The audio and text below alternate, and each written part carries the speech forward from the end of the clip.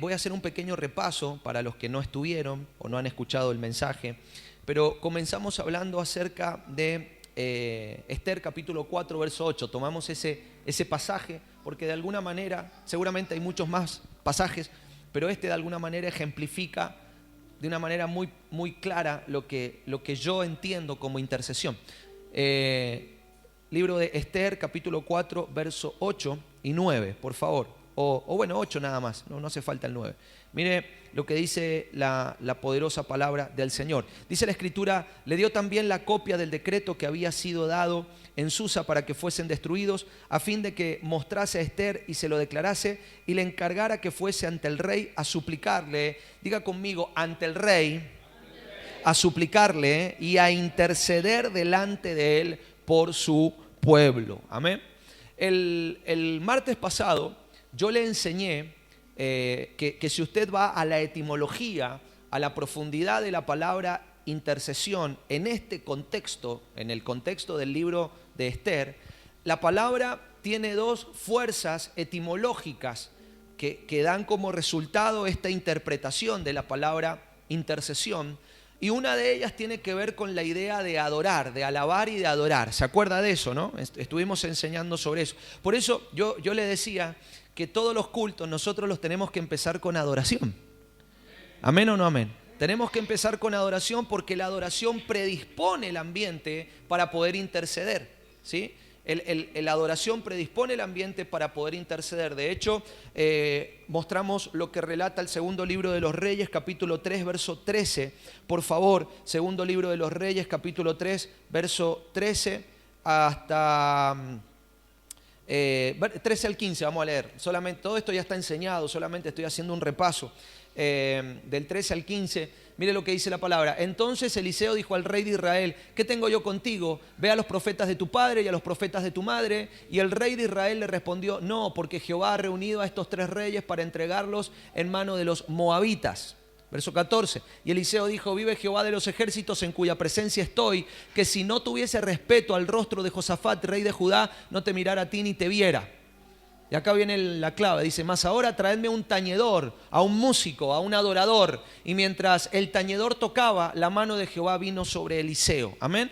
Entonces entendimos que una de las fuerzas etimológicas de la palabra intercesión tiene que ver con adoración. Por eso adoración e intercesión van de la mano.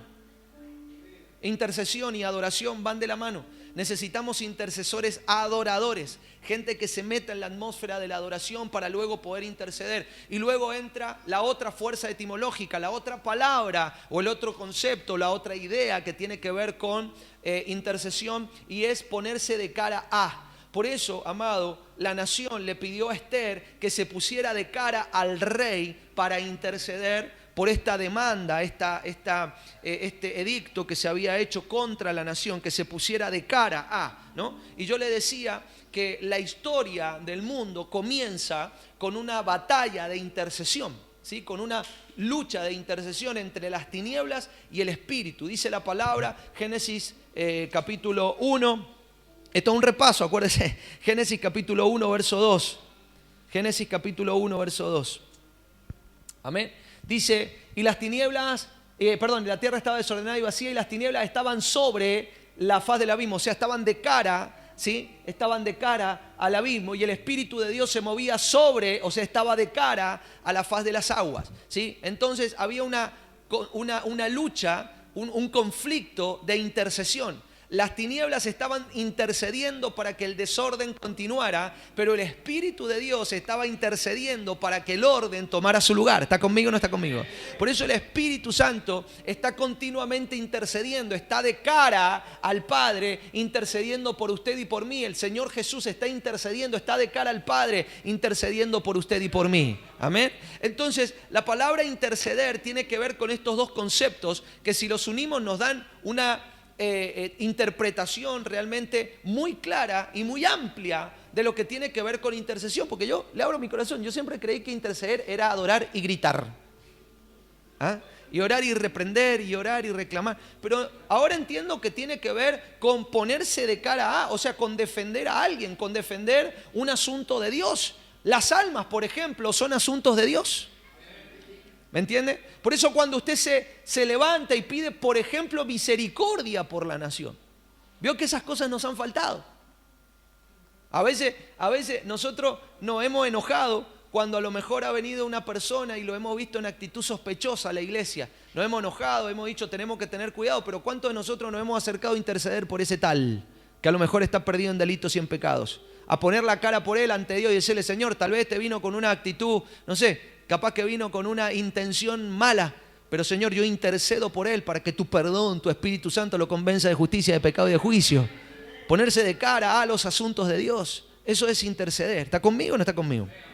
Entonces, todo esto lo estuvimos enseñando el martes pasado, ¿no? El martes pasado y cerramos la enseñanza hablando acerca de la intercesión de Abraham. Abraham intercede ante Dios, dice la palabra que él se encuentra con tres individuos, figura de la Trinidad, Padre, Hijo, Espíritu Santo, y él primero lo que hace es adorar, o sea, le lleva una ofrenda, un cabrito, le lleva comida. ¿Quién no se siente honrado cuando lo sientan a comer rico? ¿Amén o no amén? ¿Sí o no, Robin? Unas arepas, ¿no? Arepa... Uy, ¿qué pasó? Entonces, y vemos cómo Abraham lo primero que hace es adorar, es honrar, es reconocer, para luego interceder. Se puso de cara a Dios y le dio la espalda a Sodoma, ¿no? Y se puso a interceder con Dios y le dijo, pero Señor, ¿cómo va a destruir esto? Si hubiesen 50 justos, igual lo va a destruir. El Señor le dice, mira, si hubiesen 50 justos, yo no voy a destruir esta tierra, ¿no? O sea, y hablábamos de esto, ¿no? De qué poderosa es la intercesión de un adorador. Se puede cambiar incluso decisiones, ¿no? ¿Cómo decirlo, no? Hombres y mujeres que están condenados por su pecado, pero hombres que interceden ante Dios para que Dios traiga restauración sobre esa vida. Por eso, amado, yo creo que la intercesión nos tiene que llevar a ponernos de cara a la necesidad de la gente, interceder por la gente, interceder por la iglesia. Hemos sido buenísimos para interceder por lo nuestro, por nuestras necesidades, por nuestras cosas, pero amado mío, yo decía la semana pasada que para mí la intercesión es una actitud desinteresada. Cuando nosotros intercedemos por alguien, por un pueblo, por una nación, por tu presidente, ¿cuántos se quejan del presidente? Pero qué pocos oran por él, ¿no? Que el Señor le dé sabiduría y si lo tiene que sacar, que lo saque, pero que lo saque Dios. ¿Amén o no amén? ¿Se da cuenta que por ahí no hemos interpretado estas cosas? Y quiero avanzar un poquito más, ¿no? Con lo que el Señor preparó para hoy.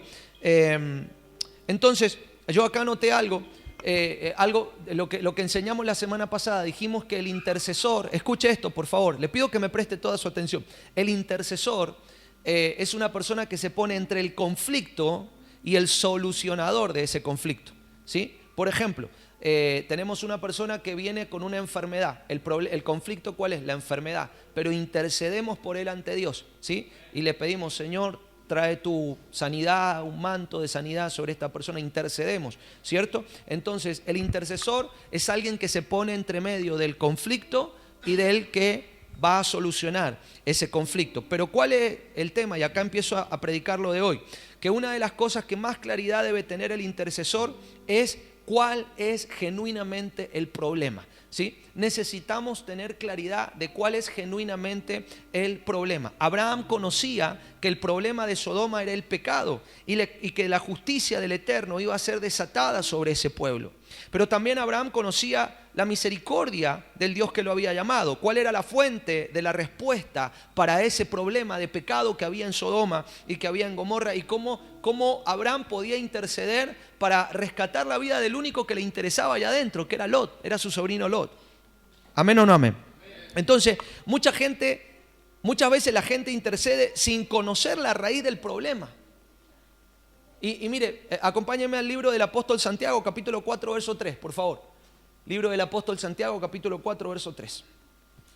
Mire lo que dice el apóstol. Dice, pedís y no recibís porque pedís mal para gastar. Diga conmigo fuerte, para gastar en los deleites. Amén. Mire, yo creo que no hay nada más satisfactorio que venga alguien a usted y le diga, por ejemplo, que le diga, apóstol, necesito que ore porque tengo una enfermedad. El médico me ha dicho que me tengo que operar y tengo una enfermedad y yo quiero pedirle a usted que ore.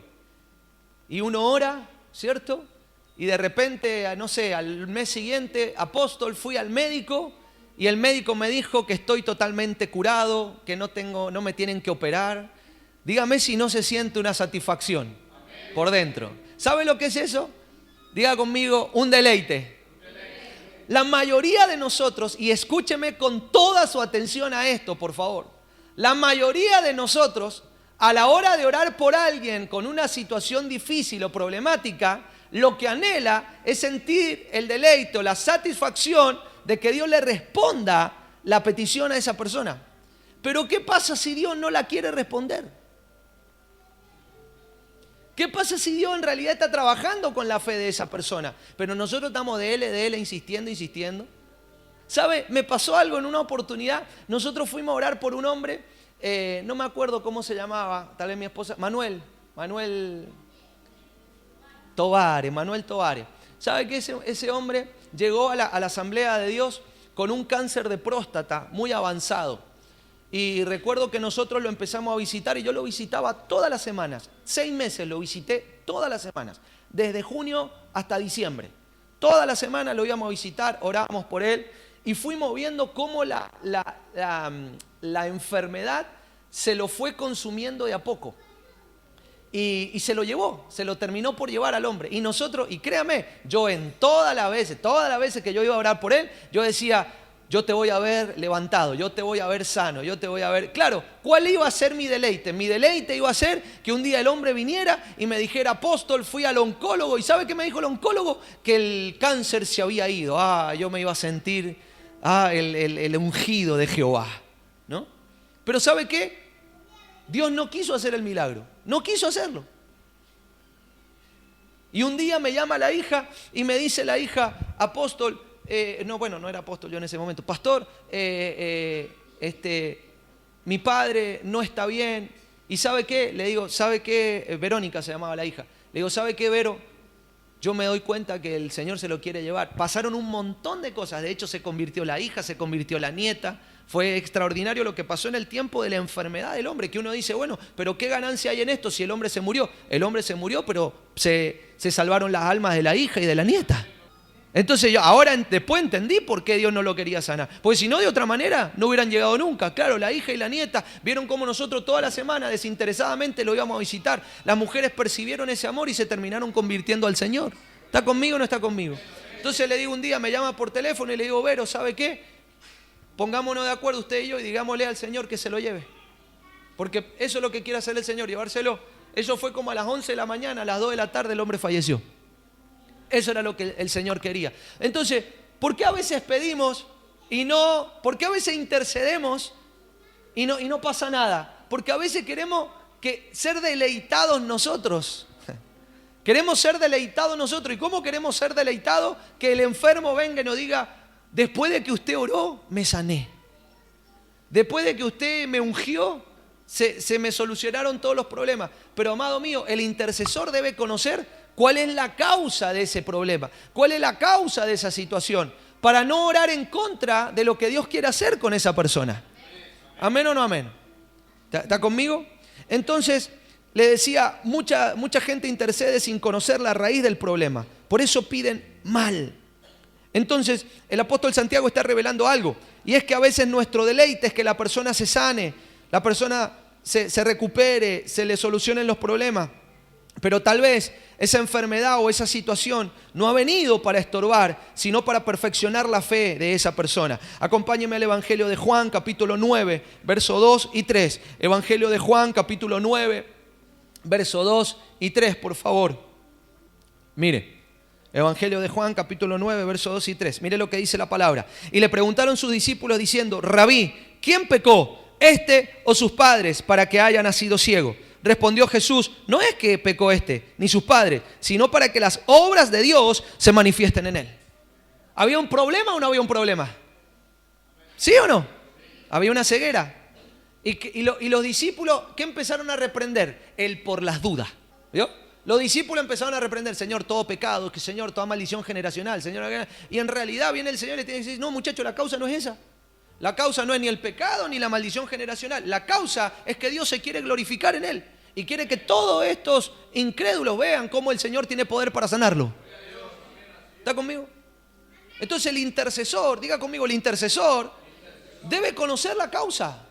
No podemos orar por la duda. No podemos interceder por la duda de creer, ¿sí? Que por lo que estamos pidiendo, que Dios no lo tiene que dar sí o sí porque la enfermedad es ilegal. A veces la enfermedad no es ilegal dentro de la gente. A veces la gente le dio legalidad, le selló el pasaporte para que la enfermedad entrara en ellos.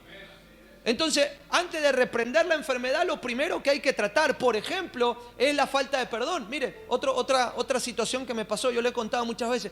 Me pasó en una oportunidad, yo estaba comiendo en el restaurante de La Negrita. ¿Cuántos lo conocen? Enfrente del Hospital Noti. Yo estaba comiendo ahí y se me acerca una señora y yo andaba con una Biblia. Entonces la mujer me dice, ¿usted es pastor? Sí, le digo, soy pastor. Me dice, bueno, sabe que yo tengo a mi nieto internado acá con leucemia. Me dice, ¿usted podría orar por él? Entonces yo le digo a la mujer, mire, ¿podemos entrar? Eran como las 10, 11 de la noche, era retarde. ¿Podemos entrar? No creo que lo dejen entrar. Dice, yo soy la abuela y a mí no me dejan entrar. Y yo digo, a ver, vamos por fe y el Señor va a abrir las puertas. Mire, no me pregunte cómo hicimos, pero entramos a la sala. Entramos a la sala. Estaba el papá, la mamá, y yo entro, digo, permiso, yo soy pastor, me encontró la mamá de alguien de ustedes dos, y yo vengo a orar por este niño. Entonces yo entré, fui a orar. Y cuando estoy orando, el Señor me muestra algo. Yo lo decía el día domingo. Muy pocas veces me han pasado estas cosas. Pero esta me acuerdo muy patente. Porque realmente yo estaba orando por el niño y el Señor me dice que tenían que reconciliarse los papás y tenían que volver al Señor. Entonces yo les pregunto y les digo, ¿ustedes conocen la palabra? ¿Conocen al Señor? Sí, pero estamos apartados, estamos separados y estamos apartados. Entonces le digo, ¿sabe lo que me dijo el Señor? Que tienen que restaurar el matrimonio y se tienen que volver a Él y el Señor va a hacer el milagro. Empezó a llorar la mujer ahí, todo esto ahí en el hospital, empezamos a hablar en lengua, qué sé yo, se armó un culto allá adentro. Faltó que les ministrara ofrenda nomás. Pero impresionante. Entonces, al otro día me toca ir a predicar a donde Abel está haciendo culto ahora, ahí al polideportivo, ¿no? Al club. Me toca ir a predicar ahí. Entonces termino de predicar y le digo a mi esposa, vamos a comer, era el mediodía, le digo a mi esposa, vamos a comer a La Negrita. Entonces fuimos ahí. Al otro día, o sea, esto fue el sábado a la noche, el domingo al mediodía fuimos a comer ahí a La Negrita otra vez. Y de repente se me acerca una mujer, Amado, no sé cómo explicarle. Tenía el tamaño del Julio. Era enorme la mujer, gigante así, me sacaba como 3 cabezas. Y me mira y me dice, ¿usted es pastor? Me dice, ¿usted es el pastor que oró por mi sobrino anoche? Imagínese el julepe que me agarró. Porque yo digo, esta me va a matar, no sé, hice algo mal, ¿no? Le dije algo que no tenía que decir. Me dice, ¿usted es el que oró por mi sobrino anoche? No sé, le digo, oro por tanta gente. Me dice, ¿sabe qué? Mi sobrino hacían 6 meses orinaba y me señala una Coca-Cola, me dice, orinaba de ese color, del color de la Coca-Cola. Me dice, orinaba de ese color. Y hoy, por primera vez en 6 meses, mi sobrino ha orinado normalmente, me dice la mujer. Dios hizo el milagro. ¿Y qué me sentí yo? El deleite. Bueno, sí, lo que pasa es que yo cuando oro, ¿vio? Pero toda la gloria sea para el Señor. De verdad que... Amado, es una experiencia que usted no sabe cómo explicarla cuando viene alguien y le dice, desde que usted oró, el Señor trajo respuestas sobre mi vida. Y nosotros necesitamos gente así, amado. Necesitamos que se levante en medio de la iglesia, gente que sea efectiva a la hora de orar. Antes me pasaba, cuando empecé en el ministerio, mire, me pasaba algo. Cada vez que íbamos a orar por alguien, ese alguien se moría. Entonces después no me invitaban más a orar por nadie. Tenían miedo que se los llevara el Señor cuando yo iba y los ungía. Pero ¿sabe qué? Me di cuenta, claro, a través de esto que estoy estudiando, me doy cuenta que yo muchas veces pedí mal porque no pedí por la causa, pedí por la consecuencia. No, mire, usted sabe que hay gente que a veces le duele la cabeza, pero porque tiene malestar en el hígado. Y usted toma ¿cómo se dice? Un analgésico y el dolor de cabeza se le va a ir, pero la causa es otra, es el hígado. ¿Me entiende? Entonces a veces oramos por la consecuencia y no por la causa. Por eso el intercesor debe tener claridad de cuál es el problema. ¿De cuál es la causa? ¿De por qué motivo realmente y genuinamente hay que orar? Por eso necesitamos gente llena del Espíritu Santo, que sepa interpretar estas cosas, que sepa verlas, que sepa leerlas, leer el contexto de la situación. Mire, ahí estaba el profeta, yo se lo leí, cuando él pide el tañedor le dice, mirá, no lo voy a hacer por vos, lo hago por el rey Josafat, porque por él le tengo respeto. Y empieza el profeta a profetizar y le viene toda la información de la nube celestial, ¿no? Y el hombre empieza a hablar, empieza a declarar. Entonces, amado, la causa de que este hombre fuera ciego era que se manifestara la gloria de Dios. Pero la consecuencia, o sea, lo visible, el problema visible era la ceguera. El problema invisible era la incredulidad de la gente que estaba alrededor. O sea, el milagro más potente de Jesús en ese momento no fue sanar la ceguera de ese hombre, fue activar la fe de los incrédulos que había alrededor. ¿Está conmigo o no está conmigo? Entonces, normalmente le adjudicamos la causa del pecado al diablo, a los problemas, a los pecados anteriores, pero a veces lo único que Dios quiere es glorificarse y mostrar su poder. ¿Amén? Entonces, nunca conoceremos en profundidad la causa si no desarrollamos sabiduría. Diga conmigo, necesitamos sabiduría. Necesitamos sabiduría. En nuestro andar cristiano hemos oído hablar muchísimo sobre la palabra sabiduría. Pero ¿qué es lo que dice la Biblia? Primera carta a los Corintios, capítulo 1, del verso 26 al 31. Primera carta a los Corintios, capítulo 1, del verso 26 al verso 31. Primera carta a los Corintios, capítulo 1, verso 26 al 31. Dice la palabra, pues mirad, hermanos, vuestra vocación, que no sois muchos sabios, según la carne, ni muchos poderosos, ni muchos nobles, sino que lo necio del mundo escogió Dios para avergonzar a los sabios, y lo débil del mundo escogió Dios para avergonzar a lo fuerte. Y lo vil del mundo y lo menospreciado escogió Dios, y lo que no es, para deshacer lo que es, a fin de que nadie se jacte en su presencia. Mas por él estáis vosotros en Cristo Jesús, el cual nos ha sido hecho por Dios sabiduría, justificación, santificación y redención, para que, como está escrito, el que se gloría, gloríese en el Señor. Amado mío, ¿Usted quiere verdaderamente que Dios lo use en esta dimensión? De ir a orar por alguien, de que el Señor le revele la causa de esa situación, usted orar por esa causa, corregir a través de la palabra esa causa y que esa oración de intercesión realmente produzca un cambio en la vida de la gente. ¿Genuinamente quiere eso? ¿O quiere seguir orando por las dudas? Necesitamos sabiduría. La sabiduría que viene de Dios. La sabiduría que viene de Dios. Y lo primero que debemos entender para adquirir sabiduría es entender que usted no es sabio. Mira a la persona que tiene a su lado y dígale, vos no sos sabio. La sabiduría, lo que te hace sabio es Jesús. Dice que Jesús ha sido hecho en usted. Sabiduría, ¿cómo dice? Sabiduría, ¿qué dice? Justificación, santificación y redención. O sea, usted no es sabio. El que es sabio es Jesús adentro suyo. Por eso, dele lugar al Señor de poder ser quien hable, de poder ser quien ministre, de poder ser quien ore. ¿Amén o no amén? Y la sabiduría se gesta en lo privado. Salmos 51:6, por favor. Salmos 51:6. Dice la palabra, he aquí, tú amas la verdad en lo íntimo y en lo secreto me has hecho comprender sabiduría. ¿Sabe dónde gestamos sabiduría? En ámbitos como este. En ámbitos como este. Es aquí donde el Señor nos mete en el secreto y nos enseña a gestar, a desarrollar sabiduría para luego interceder con efectividad. Para luego interceder como se debe interceder, entendiendo, comprendiendo, siendo sensibles, amado, a las atmósferas del Espíritu. Siendo sensible. Yo el otro día hablaba, que de paso le doy testimonio al pastor David. El otro día hablaba con algunos de ustedes, ¿no? Y me contaban cómo Dios había hablado a través y cosas. Me decían, apóstol, ¿usted le contó algo al pastor David de mí? Yo no le he dicho nada. Le digo, si yo a usted ni yo le sé los problemas a veces. No, porque fue muy preciso, muchas cosas que yo no le había contado a nadie, no se lo había dicho a nadie. Amado, si así se tiene que mover la iglesia, pues. con esa fuerza espiritual de poder saber y no largar al tuntún cositas ahí para ver si les pegamos a algo a la gente, no, sino que el Señor te traiga, amado, yo decía el domingo pasado, David, yo decía, ¿cómo me gustaría ser profeta y conocerle los chanchullos a la gente aunque no me lo cuenten? ¿Ah? Pero no lo tengo que andar trayendo profetas de otro lado, o Dios me tiene que conectar con profetas de otro lado. ¿Ah? Pero bueno, gloria a Dios por los profetas.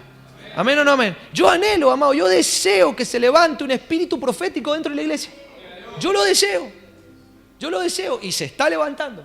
Y doy testimonio de gente que está acá, que sueñan cosas y ustedes dicen, mamá, ¿cómo les revela Dios? O que reciben una palabra y dicen, wow, ¿cómo les revela Dios? ¿Cómo les habla Dios? Pero amado mío, esto debería ser algo alcanzable para toda la iglesia. Para toda la iglesia. Por eso el objetivo de esto, amado mío, es desarrollar una intercesión profética. Orar con claridad de lo que estamos diciendo. Orar con claridad de lo que estamos pidiendo. Orar con claridad de qué es lo que Dios demanda para la iglesia. ¿Está conmigo o no está conmigo? Por eso necesitamos gente que se comprometa, que sea sensible a la voz de Dios, que sea santificada por medio de Jesús. Y en ámbitos como este, yo hablaba, el domingo hablé del tercer cielo, y yo le enseñaba que el tercer cielo es la iglesia, es el ámbito espiritual donde Dios nos mete para disfrutarnos nosotros a Él, disfrutarlo nosotros a Él, y que Él nos disfrute a nosotros. Ese es el tercer cielo. Amén. Dice, por eso el apóstol Pablo dice, conozco un hombre, no sé si en la carne, pero fue arrebatado al tercer cielo y después dice, y fue arrebatado al paraíso. Y yo le enseñaba, amado mío, que el paraíso no es un lugar físico, el paraíso es sencillamente el ambiente que Dios preparó para estar con su creación, con lo creado. Amén. Entonces Él nos mete a esos ámbitos para conocerlo más. Y cuando lo conocemos más, conocemos los pensamientos de Dios.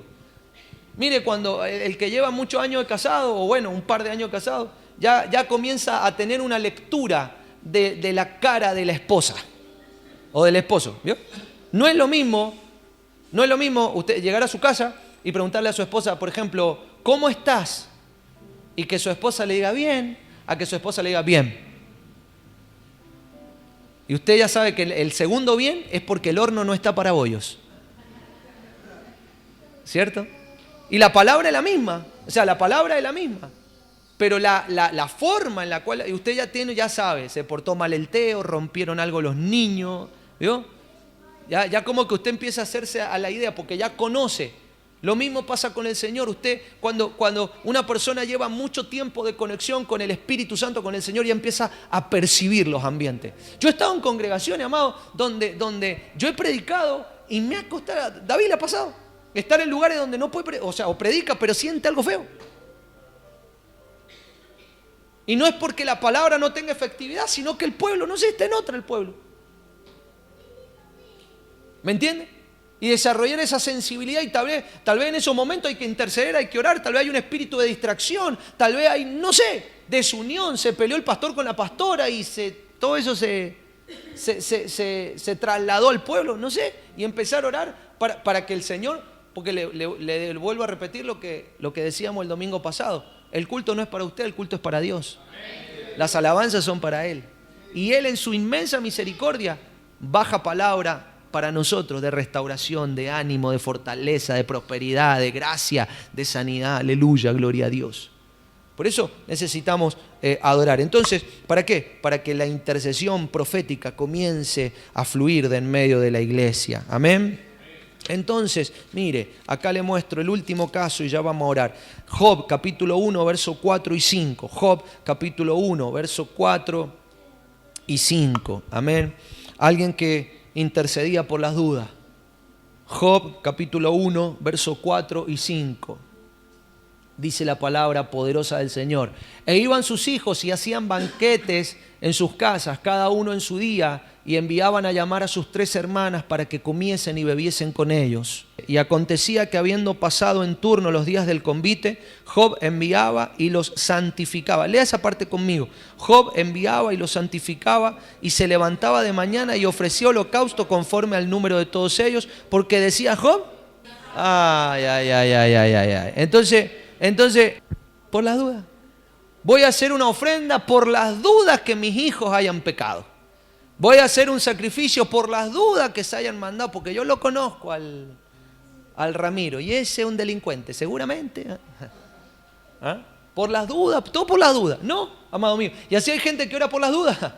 Así hay gente que ora por las dudas, que intercede por las dudas y empiezan a orar en contra de esto, lo otro, acá, para allá y qué sé yo. Y amado, desconocía Job la causa. Después, ¿qué es lo primero que se lleva? Lo primero que le arrebata el diablo, ¿qué es? La finanza y los hijos. Lo primero que le arrebata el diablo es la finanza y los hijos. Porque Job intercedía ante Dios. Él se ponía de cara a Dios para interceder por sus hijos, pero lo hacía por las dudas, no lo hacía con conocimiento de causa. De hecho, le digo más, no hizo partícipe a sus hijos de estos holocaustos, los hacía él solo. Nunca les enseñó a sus hijos. Bueno, yo he enseñado esto muchas veces, lo vamos a dejar ahí. Pero amado, ¿está conmigo o no está conmigo? Necesitamos una iglesia con un espíritu sensible a la voz de Dios. Que cuando ore por lo que realmente Dios necesita que la iglesia ore. Amén. Cuando el pueblo fue a pedirle a Esther que intercediera ante el rey, no fue a decirle, che, Esther, mirá, andá y pedile por favor que nos dé dinero, que nos dé comida. No, intercedé por algo claro, que no nos maten. Intercedé por algo claro, que no venga la muerte sobre nosotros. Intercedé por algo claro, quieren destruir nuestra nación. Intercedamos por algo claro. Entonces, saber escuchar la voz del Eterno y entender con claridad hacia dónde Dios quiere que oremos. ¿Y sabe qué? Yo creo que en esta noche tenemos que orar para que el Señor active en medio de la iglesia un espíritu de intercesión profética. Que la iglesia pueda interceder con autoridad profética, con una palabra que impacte el mundo espiritual y traiga una manifestación en el mundo espiritual de lo que Dios quiere hacer por medio de la iglesia. Amado mío, la iglesia es poderosa. La iglesia no le tiene miedo a nada de las cosas que puedan pasar alrededor nuestro, porque mayor es el que está con nosotros que el que está en el mundo, amado mío, aleluya. Y en esa autoridad podemos orar, en esa autoridad podemos reclamar. ¿Y qué tiene que ver con estas dos cosas? Metamos alabanza y adoración en medio de nuestra oración, pero también pongámonos de cara a. Oremos, amado mío, por el entorno, por el barrio. Oremos por el lugar nuevo, por los vecinos del lugar nuevo. Que el Señor desde ya empiece a tocar su corazón. Que el Señor desde ya empiece a poner esa necesidad de acercarse al Dios eterno, aleluya. Por esas personas alrededor tuyo, en tu ámbito de trabajo, en tu ámbito de estudio, en tu familia, que aún no conocen al Señor. Ponete de cara a Dios, intercede por ellos, intercede proféticamente por ellos, para que se arrepientan de sus pecados, para que vuelvan en sí y puedan volver al Señor, aleluya. Pero que haya autoridad en la voz profética de la iglesia, que haya autoridad en la voz profética de la iglesia. Si no, ¿para qué queremos profetizar? ¿Para qué queremos profetizar si la profecía no va a hacer nada en el corazón de la gente? Amado mío, empieza por nosotros, empieza por usted. Usted es el primero, y usted que vino hoy, es el primero que se tiene que transformar en un intercesor profético. Ponerse de cara a el problema, sabiendo que la respuesta, alzaré, ¿se acuerda cuando enseñamos eso? Alzaré mis ojos a los montes, sin signos de pregunta, ¿de dónde vendrá mi socorro? Mi socorro viene de Jehová, el que hizo los cielos y la tierra. Acá tenemos un problema, pero allá está la solución, aleluya. Pongo mi rostro, voy de cara a la solución. Padre, ten misericordia, asístenos con tu Espíritu Santo, trae tu mano de poder, que el favor del Eterno se manifieste aquí. Si es tu voluntad, tu perfecta voluntad, manifiéstala ahora. Y si no es tu voluntad hacerlo, revélanoslo, Padre. Eso fue cuando usted lee el libro del profeta Ezequiel. Mire, póngase de pie, por favor. Cuando usted lee el libro del profeta Ezequiel, la famosa historia del Valle de los Huesos Secos, ¿se acuerda de eso, no? La famosa historia del Valle de los Huesos Secos. Cuando usted lee eso, dice la palabra que Dios le hace una pregunta a Ezequiel y le dice, ¿vivirán estos huesos? ¿Y qué le responde Ezequiel? Le dice, solo tú lo sabes. Hay otras versiones que dicen, Señor, si tú lo sabes, revélanoslo para que nosotros oremos por eso. Funciona así, amado mío. Tal vez usted tiene un montón de preguntas en su espíritu y la respuesta es, Señor, solo tú lo sabes. Por eso te pedimos que nos lo reveles en esta noche. ¿Amén o no amén? Revélanoslo en esta noche. Solo tú lo sabes, Señor. Amén. Por eso que se levante en medio de la congregación, cierre sus ojitos ahí donde está. Yo voy a aprovechar que están los pastores Medina, pastor David, pastora Flor. Pasen aquí para que me ayuden a orar. Cierre sus ojitos y si puede, tómele la mano a la persona que tiene a su lado, por favor. Tómenle la mano. Y yo quiero que me ayude a orar. Ayúdeme a orar. Ayúdeme a orar. Ayúdeme a interceder por los días que vienen. Si puede, levántele la manito a la persona que tiene a su lado. Tal vez esa persona ha venido desganada, cansada, con problemas. Comience a interceder por esa persona también. Vamos, levante su voz. ¿Dónde están los intercesores que hoy tienen que levantarse para orar por esa persona, por la iglesia y decirle: Señor, si mi hermano, si mi hermana han venido tal vez con falta de fuerza en esta hora, Padre, sé tú, tu palabra dice que tú multiplicas las fuerzas de aquel que no tiene ninguna, Señor. Por eso hoy yo me pongo de cara a ti para interceder, para declarar la palabra profética más segura. Vamos, levante su voz para declarar la palabra profética más segura. Y la palabra profética más segura es las Sagradas Escrituras, y en las Sagradas Escrituras declara y dice tu palabra que tú multiplicas las fuerzas de aquel que no tiene ninguna. Por eso, si mi hermano, si mi hermana han llegado a esta hora sin ningún tipo de fuerza, que sea tu espíritu renovando las fuerzas, Señor, haciéndolos levantar vuelos como las águilas, Señor, poniendo en ellos la fuerza, Padre de los cielos, de un buey, para poder ir en contra de toda situación antagónica, de toda situación diabólica que se hubiese levantado en contra de tu pueblo, Padre. Hoy la iglesia, vamos, levante su voz, amada iglesia. Quisiera escucharle yo a usted más que yo a mí mismo. Padre, levanta de en medio de tu iglesia a la Esther que intercede con autoridad, a la Esther que no tiene temor de perder la vida, a la Esther que no tiene temor de quedar mal con los pueblos que no adoran a Dios. Padre de los cielos, levanta a la iglesia como una intercesora profética con autoridad para disparar dardos de vida, dardos de unción, dardos de gloria al enemigo que se ha levantado en contra nuestra. Porque mayor, diga conmigo, mayor es el que está conmigo que el que está en el mundo.